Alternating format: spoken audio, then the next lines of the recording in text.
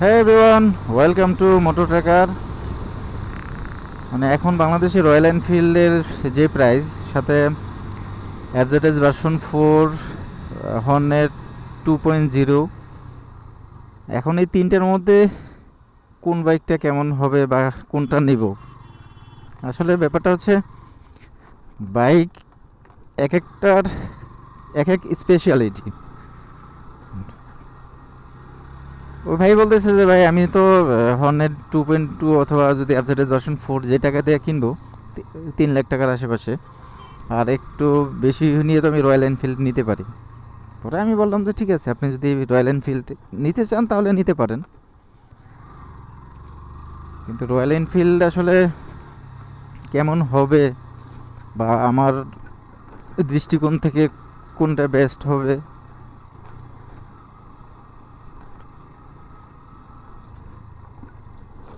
আমার কাছে যেটা মনে হইলো সেটা হচ্ছে এফজেডএস ভার্সন 4 একটা সেগমেন্টের একটা ক্যাটাগরির, রয়্যাল এনফিল্ড আরেকটা ক্যাটাগরির, তারপরে হর্নেট 2.0 এটা হচ্ছে আরেকটা।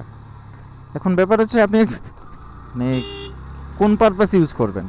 আপনার যদি একাধিক বাইক থেকে থাকে বা আপনি যদি মনে করেন আপনি শৌখিন বাইকার, মানে আমাদের মতো প্যাশনেট না, যে যেখানে যাচ্ছি বাইক নিয়ে যাচ্ছি, ঘুরতেছি ফিরতেছি, অফিস করতেছি, নিজের ব্যক্তিগত কাজ অফিস সব কিছুতেই আমরা বাইক বাইক বাইক এবং বাইক, সেক্ষেত্রে আমি বলবো যে আপনি রয়্যাল এনফিল্ডে যাওয়ার দরকার নেই। কারণ রয়্যাল এনফিল্ড হচ্ছে আপনার একাধিক বাইক, একটা দুইটা বাইক আছে, অথবা আপনি মাঝে মধ্যে বাইক রাইড করবেন বা আপনার একটু, কারণ রয়্যাল এনফিল্ড হচ্ছে ক্লাসিক একটা বাইক। কারণ আমরা সবসময় চিন্তা করি একটা বাইকের মাইলেজ কেমন পাবো, কন্ট্রোল বা কমফোর্ট, সব কিছু হিসেব করে কিন্তু আমরা বাইক এটা চুজ করি। রয়্যাল এনফিল্ড যেহেতু একটা ক্লাসিক বাইক, সেক্ষেত্রে আপনি কমফোর্ট তো অবশ্যই পাবেন, সব মিলে সব ঠিক আছে, কিন্তু আপনি মাইলেজ যদি চিন্তা করেন, মেনটেনেন্স কস্ট যদি চিন্তা করেন, সেক্ষেত্রে একটু এক্সপেন্সিভ হয়ে যাবে। আর হর্নেট 2 অথবা ওই এফজেডএস ভার্সন 4, এগুলোতে আপনি মাইলেজ যেমনটা পাবেন, কমফোর্ট কন্ট্রোল, আপনি পিলিয়ন শো রাইড করে অনেক স্বাচ্ছন্দ্যে রাইড করতে পারবেন।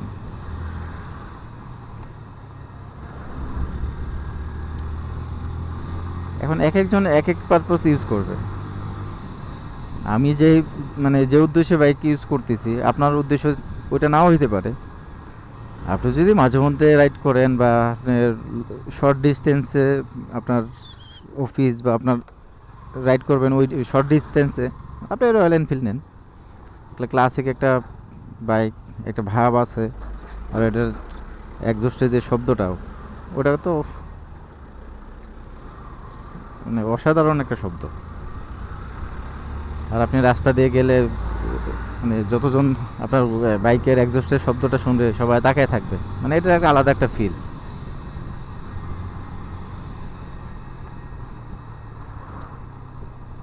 আর অন্য যে দুইটা আছে, এফজেডএস ভার্সন 4 অথবা আপনি এই হর্নেট 2.0, এগুলো তো মানে অ্যাভেলেবেল বা ওগুলার একটা সেগমেন্টের বাইক। সেখানে রয়্যাল এনফিল্ড নিয়ে বের হলে মানুষ যেভাবে আপনার দিকে তাকাবে, ওগুলো নিয়ে বের হলে আপনার দিকে ওইভাবে তাকাবে না। আপনি যদি মনে করেন যে আমার এটাই যথেষ্ট, বা আপনি মেনটেনেন্স করার এবিলিটি আপনার আছে, তাহলে আপনি রয়্যাল এনফিল্ড নিতে পারেন।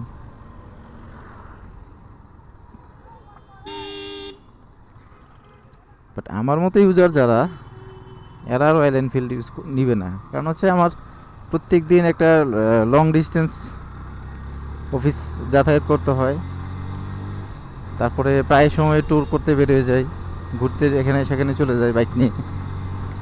আমার তো সব কিছু হিসেব নিকেশ করেই তারপরে বের হইতে হয়। কারণ আমি মাইলেজ কেমন পাচ্ছি, আমি অ্যাভেলেবিলিটি, পার্টসের অ্যাভেলেবিলিটি আছে কি না, বা আমি মানে কোনো প্রবলেম হলে মানে সলভ করতে পারবো কিনা ইজিলি, অনেক কিছুই তো চিন্তা করতে হয়। যারাই ভাবছেন যে রয়্যাল এনফিল্ড নাকি এফজেডএস ভার্সন 4 নাকি হর্নেট 2.0, তাদের উদ্দেশ্যেই এটা বলা।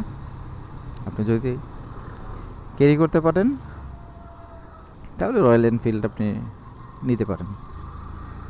আর যদি বলেন যে না, আপনি লং ডিস্টেন্স আপনার রাইড করা হচ্ছে বা আপনার ট্যুর বা বিভিন্ন মানে রাইড বেশি হয়, তাহলে আপনি মাইলেজ ভালোর জন্য আপনি এফজেডএস ভার্সন 4 নিতে পারেন অর হর্নেট 2.0। এটা জাস্ট একটু আজকে একটু সামারি করলাম। পরবর্তীতে প্রত্যেকটারে আলাদা আলাদা ভিডিও রিভিউ আকারে পাবলিশ করব এবং কম্প্যারিজনগুলো তুলে ধরব। ওই পর্যন্তই সবাই ভালো থাকেন, সুস্থ থাকেন। আসসালামু আলাইকুম।